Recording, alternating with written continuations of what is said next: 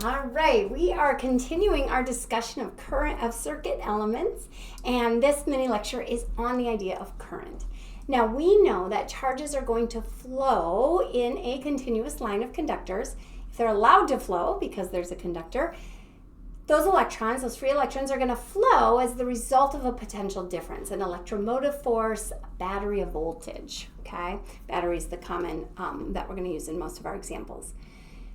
So how we describe that flow of charge is really in how much charge flow per time. Flow is a rate measurement. And the word we use for the rate of charge flow is what we mean by current. So this is the rate of flow of charge in a circuit. All right, so let's think about rates and what rates mean for us. Rates, remember, are a certain thing per time. So this is charge per time, how much charge we get moving for time. So current is the amount of charge, the total charge in the sense of how much charge happens over how much time we allow to happen. So how much charge went by per time, change in charge per time. And if we shrink that time, this of course becomes a derivative. So charge per time. This is equal to our current.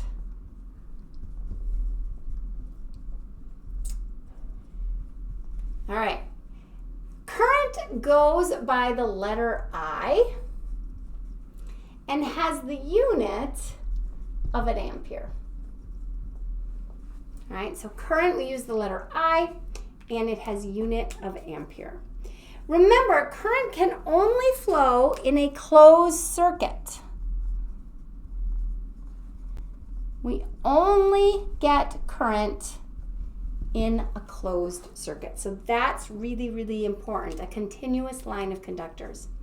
Now, one misconception that students often have about current is that in a circuit where we have an EMF, a battery, for example, and wire connected to the battery, that the battery provides the current.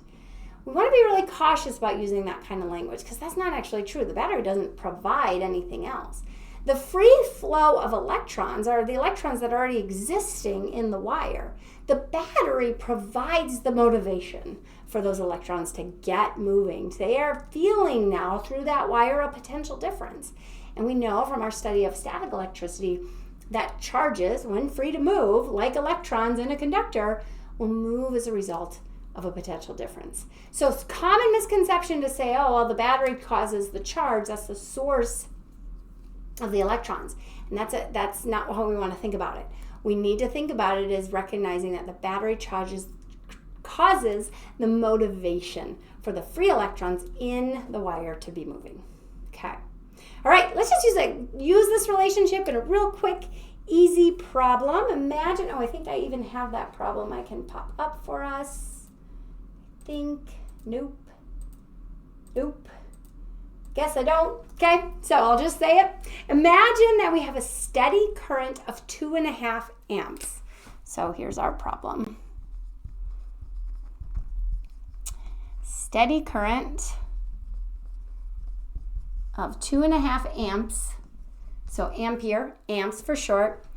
It uses the unit of A for that. Okay, so 2.5 amps in a wire, and it exists for 4 minutes. How much total charge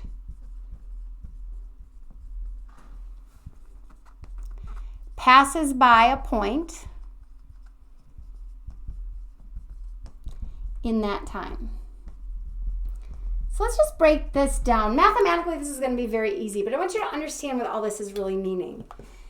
You can think of current as if you're standing at a point in the wire and you're watching charge flow by. That's the current. Like you're standing on the bank of a river and watching the water flow by, right? It has a flow rate, how much water is going by you in a certain amount of time. Same with this idea. How much charge is going by that point in a certain amount of time? So if I'm standing there watching this flow of water, watching this flow of charge moving by me for 4 minutes, how much charge actually went by me? That's what this idea is asking. And when we think about what current is, that's kind of how I want you to be picturing it. It's just this flow at a point that you're looking at in the circuit. Okay, so we know that current I is equal to the amount of charge per time. So I want the amount of charge, so I'm going to solve for that. The current times the time is going to give me my amount of charge. My current is given as 2.5. My time is 4 minutes, and we want to be careful because current is the amp, which is coulombs per second. So this is important because I'm given this information in minutes. So this is 2.5 coulombs per second. I have 4 minutes, but I know that in 1 minute I have 60 seconds. So I'm doing my unit conversion here. You can do it within or outside of the equation. And I get my change in Q of 600 coulombs.